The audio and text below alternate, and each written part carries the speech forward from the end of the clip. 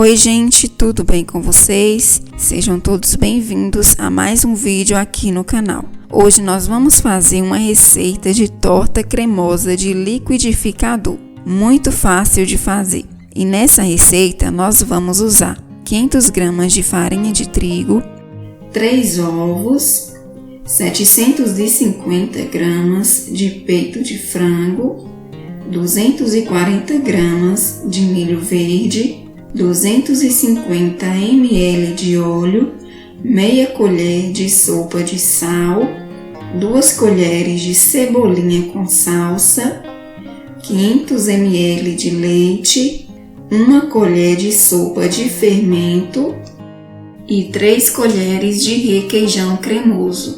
O frango já está cozido, desfiado e temperado. Os temperinhos que eu usei foi um pouquinho de óleo, uma cebola média picada, 2 dentes de alho, uma barrinha de caldo de galinha, colorau, 3 colheres de molho pronto de tomate, um pouquinho de açafrão, cominho e meia colher de sopa de sal. Agora vamos preparar a massa da nossa torta. Peguei meu liquidificador e vamos colocar os ovos, o leite, o óleo e o sal. Vamos bater. Agora vamos acrescentar a farinha de trigo e o fermento e bater tudo isso por 5 minutos. O ponto dessa massa é até ela incorporar e ficar cremosa. Peguei a minha forma e untei com óleo e farinha de trigo. Vamos despejar um pouco dessa massa na forma. Agora você acrescenta aí no seu frango 3 colheres de requeijão cremoso, de supermercado mesmo, 240 gramas de milho verde e um pouco de cebolinha com salsa. Vamos misturar tudo isso muito bem. Agora, depois de tudo misturado, nós vamos colocar o nosso frango por cima dessa massa. Não pode deixar nenhum cantinho sem frango. Vamos espalhar bem.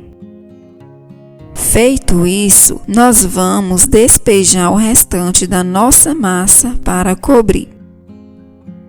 Ficou pronta a montagem da nossa torta de frango. Vamos levar ao forno pré-aquecido a 180 graus. Com 35 minutos, já ficou pronta a nossa saborosa torta de frango. É irresistível. A família toda vai amar essa receita. Faça aí que fica muito gostosa. Gente, essa torta fica cremosa por dentro e muito saborosa. Se você gostou, deixa aí o seu like, o seu comentário e se inscreva. Muito obrigada por acompanhar mais uma receita.